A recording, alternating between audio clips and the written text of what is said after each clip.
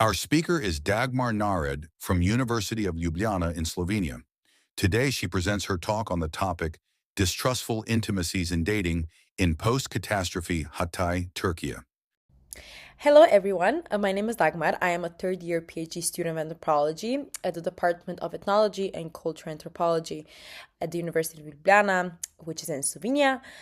Today's presentation is a part of my PhD research. And what I research is romantic love in a place that is marked by a natural catastrophe that is in Hatay, Turkey. So to begin, I want to set the scene. In 2023, I was doing my exchange year in Istanbul. On February 6th, we all woke up with some very morbid news of a very big earthquake that nobody in Istanbul has felt because Istanbul is quite far away from the Hatay region, which is all the way down in the south. I'm going to show you the map later. The epicenter was in Kahramanmaraş. The earthquake's magnitude was 7.8, and then later that day, there was another earthquake with magnitude of 7.5. A lot of buildings fell, and even more people have died. Soon that day, we also found out that the region of Hatay, which is one of the regions that were affected, was one of the most severely affected. I had a really good friend living there, whom I called immediately, but there was no phone service for some time. And then I finally reached him. And luckily, he and his family survived the big earthquake, although many people in the area didn't. I went to visit him a year after to Hatay. So if you're wondering where Hatay is, it is right over here. This is Hatay. And this area that is circled with the red, now circled with yellow, is the area that was most severely affected by the earthquake. However, I was only staying here, which is Hatay, the region. So I went down there right when I started my PhD studies, and there was something peculiar that I've noticed, which is that a lot of people when I talked to them, they voiced their sadness about the tragedy that happened, but they very quickly wanted to switch to other topics. And most often, that topic was romantic love. Whether or not we're dating someone, were the dating lives different in Slovenia or in this region, who are we casually texting or not, etc., etc. And I quickly realized this connection between dating and life after a catastrophe need to be studied. Studies have examined how intimate relationships change after natural disasters, but they were showing mixed findings about their effects on relationship qualities. Some studies reported increased divorce rates. Other studies showed that newlywed couples experienced a temporary rise in relationship satisfaction, followed by a decline. We can also take a look at COVID-19. Although this is not a natural disaster, it is still a prolonged disastrous human crisis. So we can maybe search for certain parallels here. However, even in COVID-19 research, there is no clear evidence on how relationships and intimacy were affected. So to me, that tells me there is more research needed in the field of love and natural disasters. However, existing work largely focuses on established couples, but less attention has been paid to young people who are dating and in the process of building their lives, for whom intimacy is negotiated under conditions of uncertainty, low commitment, and heightened social and emotional risk. So this is what I was trying to do in Hatay, where I was for more or less 8 months in 2024 and 2025. The fieldwork was mostly done in Antakya and Samanda, as well as the surrounding villages and suburban areas. Now, if someone is confused, Antakya is the biggest city in the region of Hatay. Sometimes we also just call it Hatay. And Samanda is also a town in Hatay. But the way you can imagine this is somehow it's a region that is very connected, it's very transportable, if I can say it that way. So sometimes it feels like a big city altogether. I undertook a multimodal approach. So what I did was extensive fieldwork, interviews, visual documentation, and geolocation data. However, the visual part and the geolocation part is still ongoing. So today I'm only going to be presenting my results from the fieldwork and from the interviews.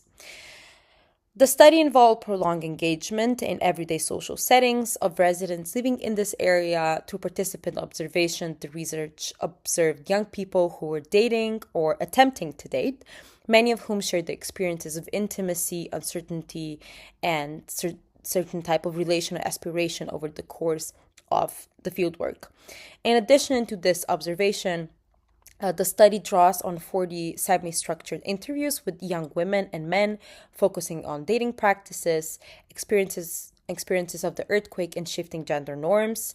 And to situate these experiences within, broader social and moral frameworks, I composed further interviews with community and religious leaders, parents, and mental health professionals working in the region. My research questions were the following. First, how does love reshape itself when social and political life is transformed overnight by disaster? And then second, how do young people respond to these transformations? And something that I noticed mostly throughout all the interviews and also in my fieldwork, and something that I have been reflecting also when I was still on the field, was something that I call distrustful intimacies. So the best way to define distrustful intimacies is these are intimate relations in which closeness is desired, but the approach with caution as trust becomes fragile under conditions of uncertainty, precarity, and disrupted futures. So I'm going to be talking about how these distrustful intimacies come to be, what are the conditions for it, how it is manifested in everyday life. So there are many reasons for avoiding romantic relationships, and this is mostly from the respondents, from the people that I met or interviewed. For example, one of my respondents said, the people I encounter, and what he or she meant by that, the people she went on dates with, either want to get married, want to connect immediately without actually getting to know me. And then lots of times people also mentioned that they think the integrity of people has evolved into a very bad place, or the priorities have shifted. For example, people change, there's more selfish behavior, there's a lot more personality disorders. So there's this kind of an atmosphere of, oh, people have changed after this catastrophe and we don't really know if we can trust them. And this also cripples back into the dating world as well. There are multiple other reasons why this comes to be, which I'm gonna get to a bit later, but this is kind of like what the conditions of distrustful intimacies are. For example, existential insecurity. A lot of people have said to me that, they could lose anything at any moment because this has already happened to them at one point. Overnight, the earthquake happened. Many people have lost people or their belongings, their homes, etc. There's shrinking social spaces. They lost cafes, clubs. There's an emotional strain. There's a lot of trauma in this area. There are fewer job opportunities and unstable income because of general current economic situations that is not only due to the earthquake, but in general due to the situation in Turkey. There are delayed or abandoned plans for marriage and independence. A lot of people are getting increasingly more dependent on their families or moving back with their family as well. Heightened pressure to meet gender expectations despite limited resources, and reconfigured aspirations around love, work, and mobility. And we're going to get to all of these a bit more in detail. So first, social spaces. I mentioned them. This has been an overnight change, right? A lot of buildings collapsed. Antakya was completely flattened, basically. The city center was completely destroyed and is still under construction. I think it's going to take a few years to build it back up. But that means that a lot of people have lost their homes, and a lot of young people moved back with their families, or they started to live in container camps. And what is a container camp? You can take a look at it right here in this picture. So this is a container house. And this one house could be for just one family. And when I visited the container houses, I can say that this is like optimal just for 1 to 2 people. But what that also means is loss of privacy. When I was talking to mental health professionals, and one of them I think said it very well, which is that with this moving into a container house and living in a container area, there is there what comes to be about is unhealthy networks. And what she means by that is that there's all of a sudden there's a network of people living together, and all these people living together sometimes also means that they have an unhealthy relationship with each other. This is a culture of gossip, a culture of, traditional gender norms and family values. So that sometimes means that especially young people can be under a microscope. And that also means that there's no social space for young people, really. If I quote one of my respondents, she said, as a young person, there is nothing, the city is empty, there's nowhere to socialize, there's no main street, there are cafes but are separated. This creates a feeling that you're always alone. So after the earthquake, there, slowly and slowly they started building up cafes. However, there's no one area where you could say, oh, this is where we hang out, this is where young people are and meet one another, and so on. And as I mentioned, this is a culture of strong family values, and it's a bit more traditional. So in Turkey, in general, we can observe that under Erdogan, there's what they call a new Islamic woman. There's this push towards a more conservative more conservative gender roles. Family is central to social life and strongly shapes gender norms. And there's also this very clear idea of masculinity. So the man is supposed to provide, has a certain authority, and needs to be respected, which also maintains gender hierarchies. However, we need to know that masculinity is very across regions. Turkey is a very big country, it's not homogeneous, and Hatay is a bit more known to be a bit more open compared to other regions. And I want to give you an example of a 24-year-old Hussein. Of course, I put a different name. All my respondents are anonymized. So what he told me is, even if I meet a girl now, her parents will ask me about economic stability. I don't have that now. There are no jobs here in Hatay. So we can see how this expectations of him as a man kind of connects to the post-catastrophe time, which is that because of how Hatay is right now, it's very hard to get a decent job. That also means that men's provider role is shaken up all of a sudden. However, the expectation is still there. Then we have another example, which is from Dilara. She is 27 years old, and she says, I'm 27, everyone tells me that I should marry. She says it's never about the woman, it's only about the family she makes. So the gendered post-earthquake reality merges with general reality. The gender norms persist. Sometimes they can be even, stronger. Although I have seen in certain families that the parents, oh, we're just happy to have you. So even if you don't get married, we just want you to be happy. So family dynamics here are very, very important, but this is something that I think is very strong. Even if your family is a bit more relaxed, that does not mean that, for example, certain aunts or your neighbors don't expect you, to be a married woman by, a certain age. There's also uncertain future. For example, I don't want a girlfriend because I can die tomorrow, one of my respondents says.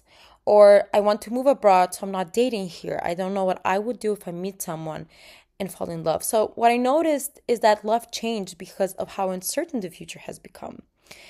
And there are different theories how to explain this, and I don't really have time to get into all of them now, but I think it's crucial to mention how intertwined love and one's own future is, and why I think this uncertain future also to a degree might explain distrustful intimacy. There is a way of how young people try to combat this lack of spaces and the current dating rules.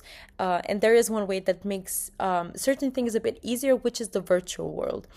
People start using Instagram and dating applications. It's mostly Instagram because dating applications are sometimes stigmatized.